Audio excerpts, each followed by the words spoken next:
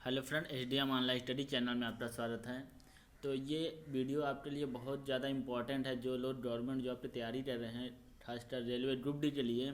तो मैं उन लोगों के लिए ही ये स्पेशल वीडियो बनाया हुआ हूँ कि लोग बहुत ज़्यादा एजुकेशन होती है, जैसे मान लीजिए किसी का बीटेक है, किसी का मान लीजिए बीएससी और एमएससी किया हुआ है, वो लोग सोचते हैं कि हम ये ग्रुप डी की नौकरी नहीं करेंगे। तो देखिए, ग्रुप डी कोई बहुत ख़राब नौकरी नहीं है। ग्रुप डी जो है, रेलवे ग्रुप डी बहुत अच्छी जॉब है और सैलरी भी बहुत अच्छी होती है। आपको 2-3 साल तक मतलब मेहनत करना होता है, इसके बाद आपको इतनी अच्छी पोस्ट मिल जाती है, शायद किसी और पोस्ट में आपको इतनी सैलरी ना मिल सके। ठीक है, लेवल 1 की पोस्ट है और लेवल 1 की पोस्ट में जितनी अच्छी सैलरी रेलवे देता है या ग्रुप डी में जो जितनी सैलरी रेलवे देता है, आप किसी और विभाग में जाएंगे तो इतनी सैलरी नहीं मिलेगी। आप ग्रुप सी में भी चले जाएंगे ना, तब भी इतनी सैलरी आपको रेलवे ग्रुप डी के बराबर नहीं मिलती है। सैलरी के मामले में भी बहुत अच्छा है, प्रमोशन बहुत अच्छा होता है। इस आपके नॉलेज के हिसाब से आपको सैलरी हर चीज़ें प्रोवाइड की जाती है और आपका प्रमोशन भी हो जाता है। तो मैं आप लोगों से रिक्वेस्ट कर रहा हूँ कि वीडियो को पूरा देखिएगा। इस वीडियो को जो लोग गवर्नमेंट जॉब की तैयारी कर रहे हैं, खासकर ग्रुप डी के लिए, रेलवे ग्रुप डी के लिए, वो इस वीडियो को एक बार देख लें। 8 से 10 मिनट या 15 मिनट का जो भी वीडियो होगा, तो इससे आपको पता चल जाएगा कि हाँ, ग्रुप डी बहुत ख़राब नौकरी नहीं है। जो लोग सोचते होंगे कि हमें ग्रुप डी में है तो शर्म आएगी जॉब करने में, तो ऐसा कुछ नहीं है। देखिए, एक आईआईटी बॉम्बे से एमटेक किया हुआ बंदा भी ग्रुप डी में ज्वाइन किया था और इसके बाद 4 से 5-6 महीने जॉब किया था, इसके बाद उसको कहीं दूसरी जगह हो गया था। तो मतलब एक आईआईटी बॉम्बे से एमटेक किया हुआ बंदा मतलब ग्रुप डी में जा सकता है, तो हम लोग तो मतलब एक नॉर्मल स्टूडेंट में आते हैं। तो मैं ये मेरा जो वीडियो बनाने का पर्पज़ है, मोटिवेशन वीडियो है। और दूसरी बात ये है कि जो लोग ग्रुप डी को मतलब बहुत ज़्यादा मतलब वो समझते हैं कि ये मतलब ख़राब नौकरी है। ट्रैक मेंटेनेंस की पोस्ट में लोग जो लेटे हथौड़ा लेके जाते हैं, सब चीज़ें वो सब सुनते हैं बहुत बेकार है, क्या कर रहे हैं वहाँ पर, ट्रैक में लेटिन पड़ी होती है वगैरह वगैरह सब चीज़ें लोग। तो ऐसा कुछ नहीं है। देखिए, ये जॉब इतनी ख़राब नहीं है। इसका आप प्रमोशन देखेंगे और इसके मतलब सैलरी स्ट्रक्चर देखेंगे, सारी चीज़ें देखेंगे तो आपको समझ में आ जाएगा कि ये बहुत मतलब जो आपके दिमाग में और जो लोगों के अंदर जो मतलब धारणा बनी हुई है कि ग्रुप डी की नौकरी कर रहे हो, क्या कर रहे हो ग्रुप डी तो इतना बीटेक किए हो या मतलब बीएससी एमएससी या बीए बीएड वगैरह करके ग्रुप डी में ज्वाइन किए हो। देखिए, नौकरी ये इतनी बुरी नहीं है जितना आप लोग के दिमाग में मतलब बैठा हुआ है। तो मैं इसी में बात करने वाला हूँ। ग्रुप डी जो आपका जैसे मान लीजिए सिलेक्शन हो जाता है ग्रुप डी में, तो इसमें ग्रुप डी से आपको ग्रुप सी में प्रमोशन कैसे होता है। तो देखिए, ग्रुप डी से डायरेक्ट ग्रुप सी पहुंचने के लिए कैसे प्रमोशन होता है और डिपार्टमेंटल एग्ज़ाम कितने साल में डिपार्टमेंटल एग्ज़ाम होता है, कितने साल में प्रमोशन होता है, तो वो सारी चीज़ें हम इस वीडियो में बात करने वाले हैं। तो देखिए, सबसे पहले मैं बात करता हूँ रेलवे की नौकरी में क्या क्या अलाउंस मिलते हैं। तो आरआरबी ग्रुप डी जो होता है, अब इस समय इसको आरआरबी टू आरआरसी कर दिया गया है। आरआरसी ग्रुप डी में जो पर अलाउंस मिलते हैं, ये क्या क्या मिलते हैं, वो सारी चीज़ें मैं डिस्कस करने वाला हूँ। ठीक है, ऐसे मतलब रेलवे ज्वाइनिंग के समय आप जब आप रेलवे ग्रुप डी ज्वाइन कर लेंगे, तो ये आपका जो भी है ये रेलवे ग्रुप डी के लिए ही है। ठीक है, मैं ग्रुप डी वालों को मोटिवेट कर रहा हूँ कि आप अभी 1,03,000 वैकेंसियाँ हैं, आप मेहनत कर जाइए, 100% आपका सिलेक्शन हो जाएगा, नौकरी मिल जाएगी, आपकी बढ़िया लाइफ अच्छी हो जाएगी, घर परिवार भी अच्छा हो जाता है एक छोटी सी नौकरी में से ही। तो यहाँ पर देखिए, रेलवे में ये तो सभी टोल मिलता है। ठीक है, कहीं भी आप गवर्नमेंट जॉब करेंगे तो डियरेंस अलाउंस जो होता है, जिसे डीए बोला जाता है, डियरेंस अलाउंस, ये आपका इस समय 28% है। ये तो आपको किसी भी जॉब में होंगे तो आपको ये मिलेगा। ठीक है, इसके बाद फिर एचआरए वगैरह भी आपको मिलता है। किसी डिपार्टमेंट में एचआरए कम मिलता है, पर रेलवे में आपको या तो हेड क्वार्टर मिल जाएगा या तो फिर एचआरए मिलेगा। ठीक है, इसके बाद ये दो ही अलाउंस अधिकतर मतलब जॉब में मिलते हैं। स्टेट गवर्नमेंट में लगभग यही दो अलाउंस मिलते हैं। कुछ पोस्ट हैं जिसमें हो सकता है ट्रांसपोर्टेशन अलाउंस दे दिया जाता है। ठीक है, और अदर पोस्ट में नहीं मिलता है। तो मान के चलिए 2 अलाउंस आपको हर विभाग में मिलेगा। जैसे टीचर विभाग में जाएंगे तो वहाँ पर आपको 2 ही अलाउंस मिलेंगे। ठीक है, एचआरए मिल जाएगा और इसके बाद फिर डीए और एचआरए मिल जाता है। ठीक है, इसके अलावा और कुछ नहीं मिलता है। ठीक है, अब देखिए, यहाँ पर आपका कुछ विभाग में ट्रांसपोर्टेशन अलाउंस मिलता है। तो यहाँ पर रेलवे आपको ट्रांसपोर्ट अलाउंस आपको प्रोवाइड करेगी और साथ में आप रेलवे में कहीं भी सफ़र करते हैं वो तो आपका फ्री रहेगा, वो तो आपके लिए बढ़िया है। जैसे मान लीजिए आप कहीं जाना चाहते हैं, आपका फ्री रहेगा, आपके वाइफ का कुछ पासेज मिल जाते हैं और माता पिता के लिए मिल जाता है, बच्चों के लिए भी रहता है। तो ये सारी चीज़ें आपको रेलवे के अलावा कोई नहीं प्रोवाइड करता है। दूसरा आपका है, देखिए, नाइट ड्यूटी अलाउंस होता है। अब देखिए मेरे एक फ्रेंड है वो जो IIT कानपुर में जॉब कर रहे हैं टेक्नीशियन के पोस्ट पर, उनकी मतलब 3 शिफ्ट में ड्यूटी करती है, तो 8 × 3 मतलब 24 घंटे। तो आपका 3 शिफ्ट में होता है, तो कभी दिन में करना पड़ता है, कभी दोपहर में, कभी नाइट शिफ्ट होती है, तो वहाँ पर उनको नाइट ड्यूटी का पैसा नहीं मिलता। पर रेलवे 3 शिफ्ट में ड्यूटी लेती है, 8 घंटे के बाद एक्स्ट्रा हो जाता है तो आपको ओवर टाइम भी देती है। तो यहाँ पर आपको नाइट ड्यूटी भी आपको मिलता है, नाइट ड्यूटी का अलाउंस मिलता है। जैसे मान लीजिए आप 15 दिन आप नाइट ड्यूटी कर लेते हैं, तो उसमें जैसे मान लीजिए आपको 150 रुपया हो सकता है ज़्यादा हो, तो अब वो पोस्ट वाइज डिपेंड करता है। तुम्हारा 150 रुपये भी मिल रही, तो 1.5 × 15 करेंगे तो 225, तो मतलब हो जा रहा है 2550 रुपये आपको एक्स्ट्रा मिल जाएंगे हर महीने। तो ये आपका होता है नाइट अलाउंस में फ़ायदा होता है। और इसके बाद देखिए और ओवर टाइम अलाउंस, जैसे आप 8 घंटे से ऊपर आपकी ड्यूटी हो जाती है तो आपको ओवर टाइम मिलेगा, OTA मिल रहा है OTA मिलेगा। इसके बाद फिर देखिए फिर मेडिकल बेनिफिट, किसी और पोस्ट में मेडिकल बेनिफिट नहीं मिलता है। आपका रेलवे का खुद का मेडिकल है, वहाँ पर आप अपना कितना भी इलाज भी करवा सकते हैं, कोई भी दिक्कत है अपने माता पिता का भी आपका इलाज मिलता है, कुछ थोड़ा बहुत कंसेशन रहता है। इसके बाद फिर देखिए पेंशन स्कीम, तो ये सेंट्रल गवर्नमेंट में दे ही रही है लगभग, ये तो सब में ही है लगभग सेंट्रल गवर्नमेंट जॉब में, तो ये भी सेंट्रल गवर्नमेंट की है, तो पेंशन स्कीम के तहत आपको मतलब बेनिफिट आपको मिलेगा। इसके बाद फिर डेली अलाउंस आपको भी मिलता है। डेली अलाउंस ये केवल रेलवे ही प्रोवाइड करती है। डेली अलाउंस जो होता है इसमें माइलेज, जिसमें distance covered by the 8 kilometre beyond the 8 kilometre, जैसे आपको रेलवे किसी काम से आपको 8 किलोमीटर आपको जाना पड़ता है, तो आपको 250 या 500 रुपये के करीब आपको मिल जाता है, ये अलग से, ठीक है, वो डिपेंड करता है। 250 रुपये साथ देते हैं रेलवे ग्रुप डी के लिए, तो ग्रुप डी में आपको 250 रुपये एक्स्ट्रा मिल जाता है। ये मैं अलाउंस में कितना कितना मिलता है, नाइट अलाउंस, ये ओवर टाइम अलाउंस, ये सारी चीज़ें आप मुझे कमेंट करेंगे तो मैं इसका अलग से वीडियो बनाते समझा दूंगा, ठीक है। जो लोग हमारे चैनल पर नए हैं उन लोगों से रिक्वेस्ट है कि आप हमारे चैनल को सब्सक्राइब कर लीजिए और ज़्यादा से ज़्यादा अपने दोस्तों में शेयर करिए, जिससे मतलब सब लोग मोटिवेट होकर गवर्नमेंट जॉब की तैयारी करें और रेलवे ग्रुप डी में इसका सबका सिलेक्शन हो जाए। लगभग 1,30,000 जो वैकेंसियाँ हैं, तो और इसके बाद ये 37,000 जो 35,000 वैकेंसियाँ NTPC में है, तो क्योंकि जो इसमें भी हो जाए उसमें भी हो जाए, तो वो छोड़ देंगे, तो वो मान के चलिए यहाँ पे 1.5 लाख वैकेंसी हैं, तो सब 1.5 लाख लोगों को नौकरी मिल जाए। और इसके बाद अभी 2022 में वैकेंसी आने वाली है रेलवे लोको पायलट की, तो ये सारी चीज़ें आप मेहनत करेंगे। इसके बाद फिर ग्रुप डी भी आएगी, तो अभी फिलहाल में तो लोको पायलट 2022 में वैकेंसी फिर से आने वाली है, ठीक है।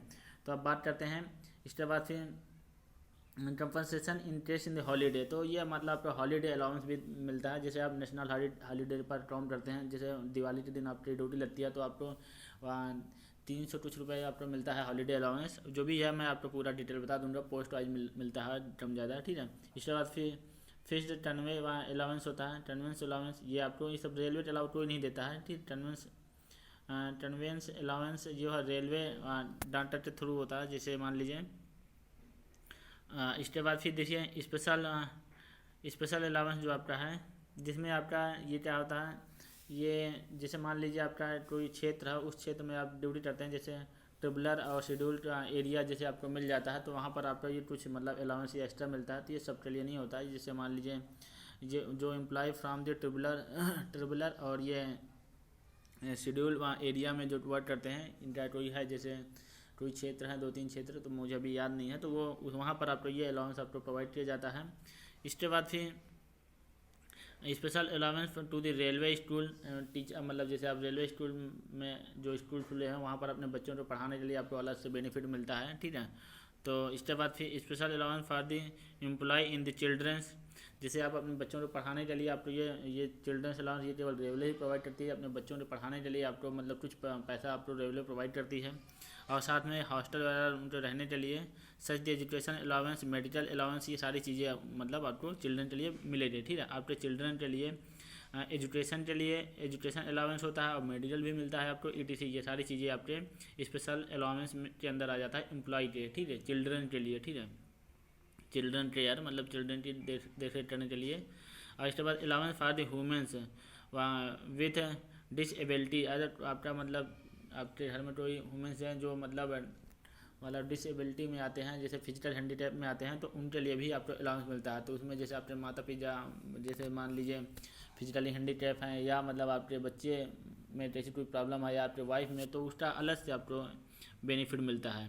तो ये हो जाए। इसके बाद देखिए साथ में अब जैसे आप पोस्ट आपकी ट्रीटमेंट है, ट्रीटमेंट में रजिस्ट अलाउंस आपको मिलता है, उसमें 27 रुपये ज़्यादा मिलता है। जैसे ग्रेड मैन है वहाँ पर 1,000 आपको हार्ड शिफ्ट अलाउंस मिलता है। तो ये सारी चीज़ें आपको प्रोवाइड की जाती हैं रेलवे के थ्रू, बहुत अच्छी सैलरी आपको प्रोवाइड की जाती है।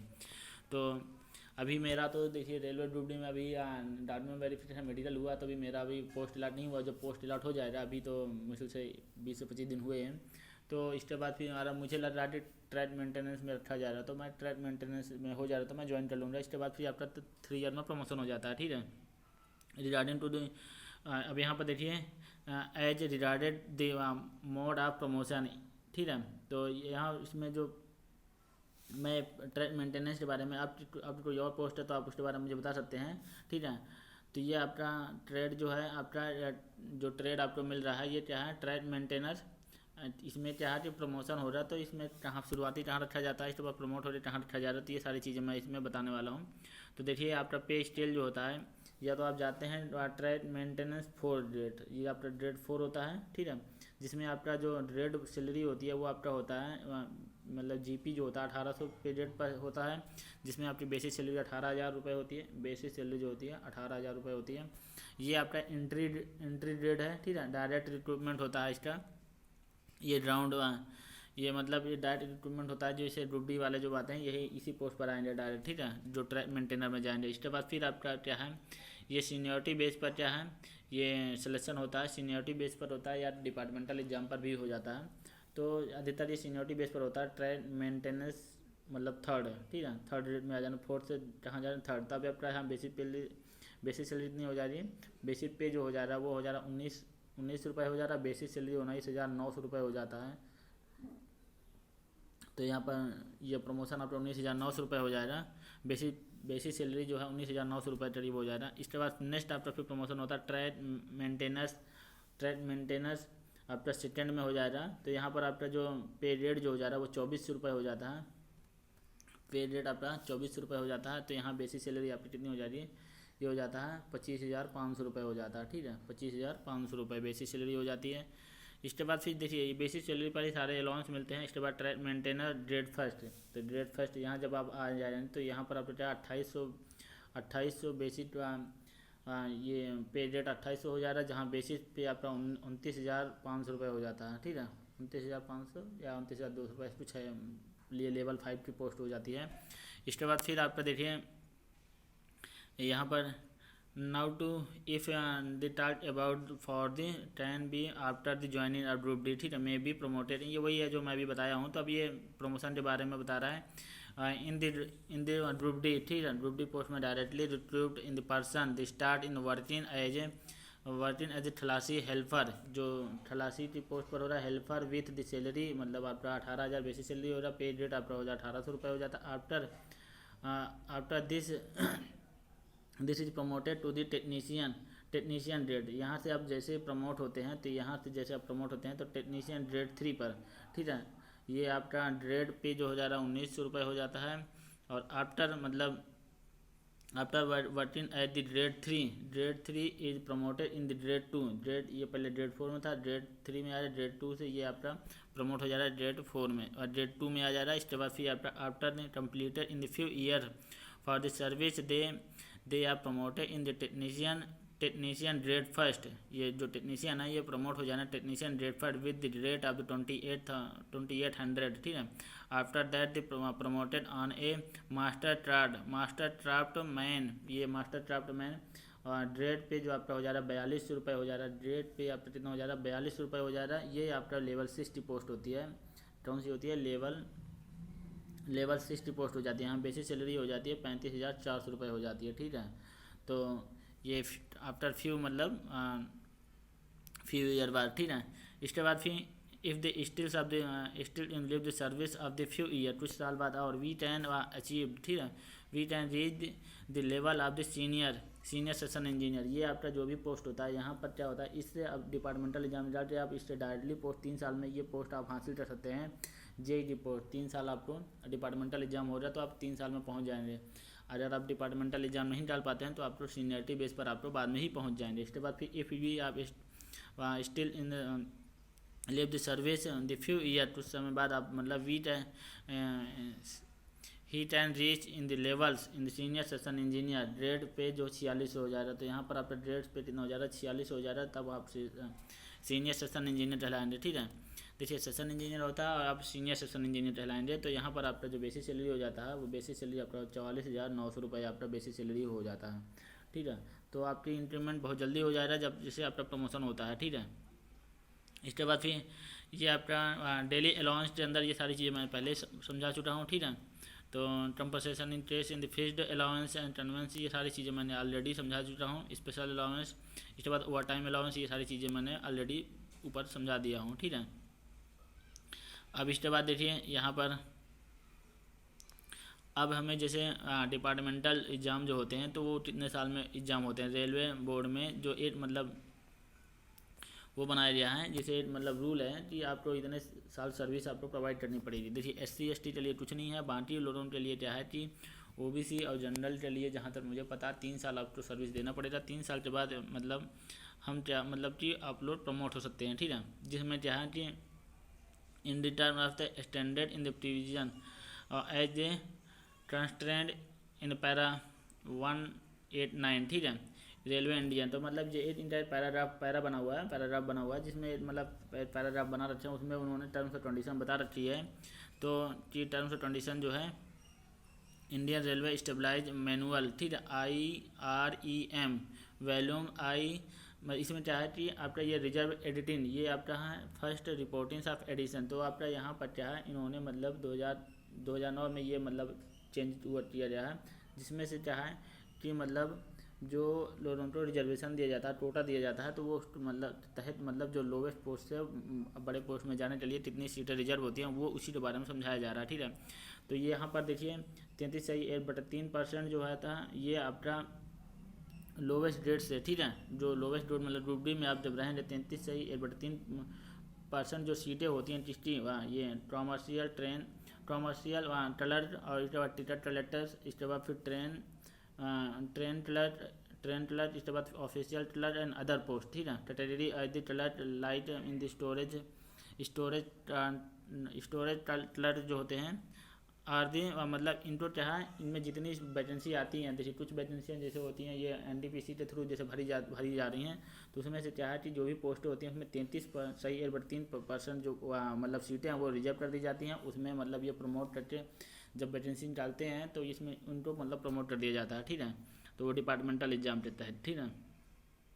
इसके बाद फिर और यहाँ पर देखिए ये सारी चीज़ें तब जब आप प्रमोट हो जाएंगे तो लेवल आपका हो जाएगा। जैसे 1800 पे रेट पर आप ज्वाइन किए थे तो आपका वो 1900 मतलब पे रेट पर आपका हो जाएगा, ठीक है। इसके बाद it has been notified that the few of the railway as adopted in the different of the eligibility criteria and are the allowance of the track maintenance, जो ट्रैक मैन होते हैं appear in the section in beyond conduct in the 33.8% departmentals of the promotion on the quota which is not the consistence which the standard in the policy. जो भी आपकी policy है ये कह रहे हैं कि जो ये ट्रैक मेंटेनेंस वाले जो मतलब जो ट्रैक में जो काम करते हैं उसमें कौन कौन से आपके आते हैं, जो ये ट्रैक मैन्स होते हैं। इसके बाद डेट मैन होता है, जो ट्रैकमैन्स और डेटमैन्स। तो यहाँ देखिए ट्रैकमैन्स और इसके बाद फिर डेटमैन्स होता है, ठीक है। इसके बाद फिर टॉलीमैन्स होता है। ये इनकी जो है ये भी आपका 33.8% इनकी भी सीटें आपकी रिजर्व होती हैं। ये आपके प्रोमोटेड सीटें होती हैं, ये आपके ग्रुप डी वाले ही प्रमोट किए जाते हैं, ठीक है। इसके बाद देखिए इसके लिए जो मतलब पैराग्राफ बनाया हुआ 181 पैराग्राफ के अंदर ये सारे मतलब चीज़ें लिखी गई हैं, ठीक है।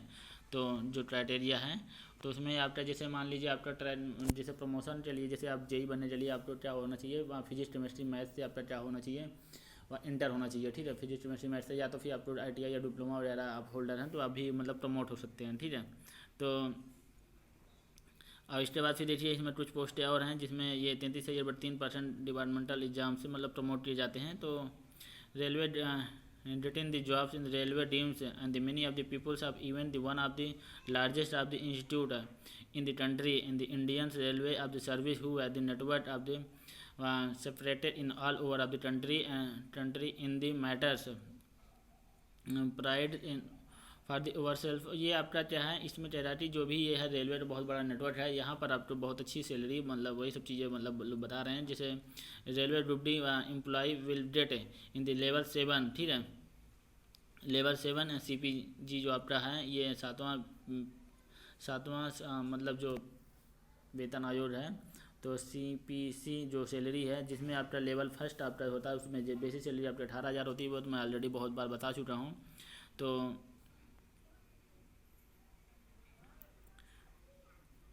तो यहाँ पर देखिए इसके बाद फिर तो रेलवे ग्रुप डी से आप ग्रुप सी में प्रमोट होने के लिए आपको बस यही है कि 3 साल आपको सर्विस देनी पड़ेगी। देखिए और ये कुछ चीज़ें और हैं, ये भी है prescribing the percentage as a given of the below, ठीक है, नॉमिनेटेड ग्रुप सी। जब आप ग्रुप डी से ग्रुप सी में मतलब नॉमिनेट हो जाने तो उसके लिए क्या है, जिसे आपका ग्रुप डी स्टाफ हु है कम्प्लीटेड द 3 ईयर्स, अभी मैंने आपको बताया था जो मतलब ग्रुप डी जो पोस्ट पर कार्यरत है वो 3 years. Group D staff who has completed the 3 years in regular service on the December 31 will be considered the promotion if they apply। वो जो भी आपका 3 साल कंप्लीट हो जाए तो वो प्रमोशन के लिए अप्लाई कर सकते हैं, ठीक है। तो उसमें आपका ईयरली आपका प्रमोशन हो जाएगा, इसके बाद आप डिपार्टमेंटल एग्जाम के लिए भी एलिजिबल हैं। The minimums of the service condition does not apply for the scheduled caste and schedules and tribal caste candidate के लिए, मतलब SC और ST के लिए ये मतलब 3 साल का सर्विस बॉन्ड जो कह रहे हैं 3 साल आपको करना पड़ेगा, ये आपके लिए ज़रूरी नहीं है, ठीक है। इसके बाद फिर देखिए टेक्निकल डिपार्टमेंट में जो मतलब प्रमोशन होता है उसमें 25% सीटें आपको रिजर्व रहती हैं, जिसमें आपका ट्री मैन और ट्री मेट। इसके बाद फिर स्टील पोस्ट है, यहाँ पर फायरमैन स्टील पोस्ट में जो आपका SNT ये आपका जो है स्टील, ये देखिए यहाँ पर लिखा हुआ 50% सीट रिजर्व रहती है, इसमें 33/3% होता है, इसमें 25% होता है। यहाँ पर क्या होता है फायरमैन के लिए 25% सीट आपकी रिजर्व होती है। इसके बाद फिर नॉन टेक्निकल पोस्ट के लिए जो होता है या नॉन टेक्निकल जो होते हैं उनके लिए क्या होता है टाउन क्लर्क होता है, इसमें 25% सीट रिजर्व होती है। इसके बाद फिर पर्सनल ब्रांच क्लर्क जो होता है ये आपका 25% है। कॉमर्शियल क्लर्क इसका 33/3% होता है। TC के लिए होता है आपका 33/2% होता है। ट्रेन क्लर्क होता है 33/2% होता है। टाइम कीपर जो होता है इसके लिए 33/3% वहाँ सीटें मतलब रिजर्व होती हैं, जहाँ पर आप ये प्रमोटेड रखे जाते हैं, जो बच्चे ग्रुप डी से प्रमोट होते हैं। तो ये ग्रुप डी आप ये बिल्कुल मत सोचिए, आपका प्रमोशन 3 साल बाद आपके इसी पोस्ट में आ जाएंगे, ठीक है। और इसके बाद भी देखिए यहाँ पर फ्यूल चेटर जो होते हैं, जैसे डीजल वाली जो गाड़ी उसमें फ्यूल चेटर के लिए रखे जाते हैं 33/2% होता है। इसके बाद स्टोरेज क्लर्क जो होता है 33/2% होता है। इसके बाद फिर मार्केटर जो होते हैं इसमें 100%, ठीक है। तो मार्केटर जो होते हैं इनकी ये जो मार्केटर जो होता है मार्केटर्स जो होते हैं ये मुझे नहीं मालूम ये कैसा इसमें क्या काम होता है। तो ये जो प्रमोट होते हैं इसमें कोई वैकेंसी नहीं आती है, सारे ग्रुप डी वाले ही प्रमोट हो जाते हैं, ठीक है। इसके बाद फिर जहाँ 33/2% टोटा for the post of the lowest grade, ठीक है, कॉमर्शियल क्लर्क टिकट लेटर, ये सारी चीज़ें आपकी ये उसी चीज़ को इन्होंने मतलब यहाँ पर समझा दिया है। तो ये आपका प्रमोशन के बारे में ये सारी चीज़ें हैं जो मैं इस वीडियो में सारा चीज़ें आपको समझा दिया हूँ। तो अब आप लोग रेलवे ग्रुप डी वाली जो अभी वैकेंसी आई हुई है जिसका अभी एग्जाम होने वाला है, तो इसके लिए आप फुल तैयारी करिए जिससे आपका इसमें सिलेक्शन हो जाए और आपको बहुत अच्छी मतलब सैलरी प्रोवाइड हो रही है। तो मान के चलिए ट्रैक मेंटेनेंस की लगभग क्या होता है कि 30,000 के मतलब 30,000 रुपये आपको इन हैंड सैलरी आपको लगभग मिल जाती है। 27-28,000 29,000 किसी महीने ज़्यादा भी आती है। तो इस तरह से ये वेरी करता रहता है depending upon the over times and ये night allowance in others of allowance of included बहुत सैलरी आर दे लगभग 30,000 इतना लगभग आपको प्रोवाइड मिल जाती है। तो इस हिसाब से आपको ये रेलवे ग्रुप डी बहुत बेटर जॉब रहेगी। आपको कहीं और नहीं मिलता है तो जैसे मान लीजिए कहीं आप ये लेवल 1 किए कहीं आपको लेवल 3 में हो जाता है तो आपके लिए लेवल 3 वाला ज़्यादा सही है, क्योंकि यहाँ पर देखो फिजिकली वर्क होता है। भले ही आप 3 साल में मतलब प्रमोट हो जाएंगे, जैसे आपको कहीं पहले ही मिल जाता है बेस्ट जॉब तो सही है। बाकी देखिए रेलवे ग्रुप डी के अलावा आप किसी और ग्रुप डी में जाते हैं तो वहाँ से आपको ये बहुत अच्छी सैलरी प्रोवाइड करेगा, इतनी सैलरी प्रोवाइड कोई और नहीं करता है। थैंक यू दोस्तों, अगर वीडियो आपको अच्छा लगा हो तो हमारे चैनल को सब्सक्राइब करके बेल आइकन को प्रेस कर दीजिएगा और ज़्यादा से ज़्यादा लोगों को मतलब कमेंट मतलब शेयर कर दीजिएगा। और सभी लोग जो भी देख रहे हैं सब लोग कम से कम 5 से 10 लोगों को शेयर कर दीजिएगा। इतना टाइम नहीं डालते। और बाकी देखिए एक बात और भी है, जैसे और किसी डिपार्टमेंट में जैसे आपका मतलब रुचि है, जैसे रेलवे ग्रुप डी वाले किसी और डिपार्टमेंट आप जैसे प्रमोशन स्किल के बारे में जानना चाह रहे हैं, जिसमें फर्स्ट प्रमोशन कितने साल में हो रहा है, कौन कौन से प्रमोशन उनको मिलेंगे, तो वो सारी चीज़ आप मुझे कमेंट कर दीजिए, तो मैं उसको आपको तुरंत समझा मतलब वीडियो बना के समझा दूँगा बाद में, कभी भी टाइम मुझे मिलता है तो। थैंक यू दोस्तों, वीडियो अच्छा लगा तो आपको लाइक ज़रूर कर दीजिए, ठीक है। Thank you.